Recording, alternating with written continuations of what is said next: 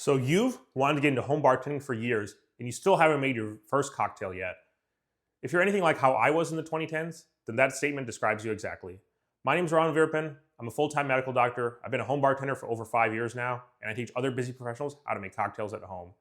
And over the course of many different years, probably 6, 7 different years, I would say 3, 4 different occasions, while I was in undergrad and medical school, I was really contemplating getting into home bartending. And I even did all the necessary research. I looked up other YouTube videos and learned recipes, and I read articles online, and I really learned some of the history of cocktails. I learned different recipes, and I was really ready to make my first cocktail, but I still didn't do it. And it took me many, many years before I finally made my very first cocktail in June 2020, and that's when I could call myself a home bartender. And one of the reasons is that I felt that one of the biggest barriers to entry was that I didn't have all this equipment that I have in front of me right now. And in this video, I'm going to be actually answering a very simple question. What do you do if you don't have this jigger right here? What can you use instead?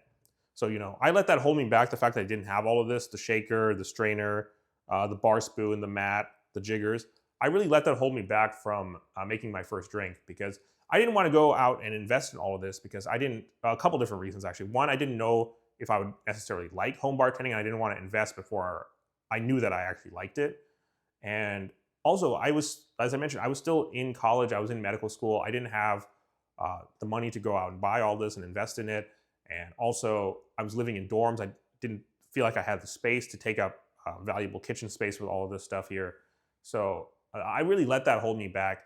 And then finally in June 2020, even when I still didn't have all of this stuff at that time, I actually didn't have any of this stuff at that time, and I still made my very first cocktail. And instead of using a jigger to measure out ingredients, this is probably the most important of all the different tools. I would say the first tool that you should buy is this.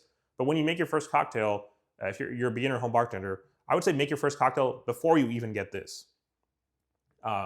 So most of you probably don't have this in your kitchen right now, especially for the home bartenders, the beginner home bartenders out there. But something that all of you have in your kitchen is this, which is a tablespoon. And this, in my opinion, is a great everyday item that's a replacement for a jigger. And the way you do that is that a tablespoon, when filled up all the way, a tablespoon is equal to ½ an ounce.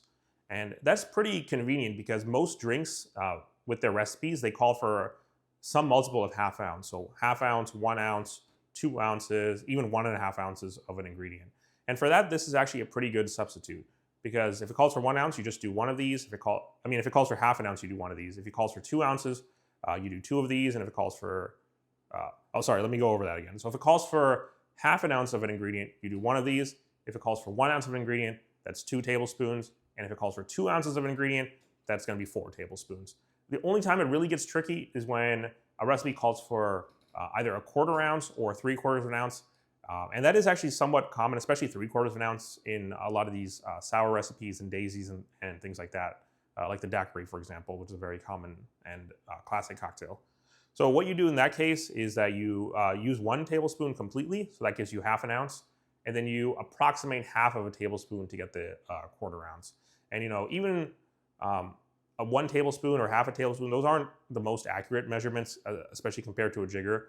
But when you're making your very first cocktail, I would say it gets the job done. And you can honestly do that for not only your first cocktail, you can do it for several cocktails. You can make cocktails for other people. And you can do that with just a tablespoon instead of a jigger. So that's a good substitute. And in later videos in this series, I'm going to be talking about what you can use to replace some of the other common bar tools. But in my opinion, the jigger is the most important of the different bar tools. So that's why I wanted to go over first, and you can use a tablespoon instead.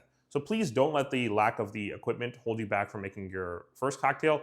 Definitely go out when you know you love home bartending and you know you want to make the commitment, you want to get into this journey like I have, that's been very rewarding over the past 5 years, then go out and invest in all this. Certainly do that.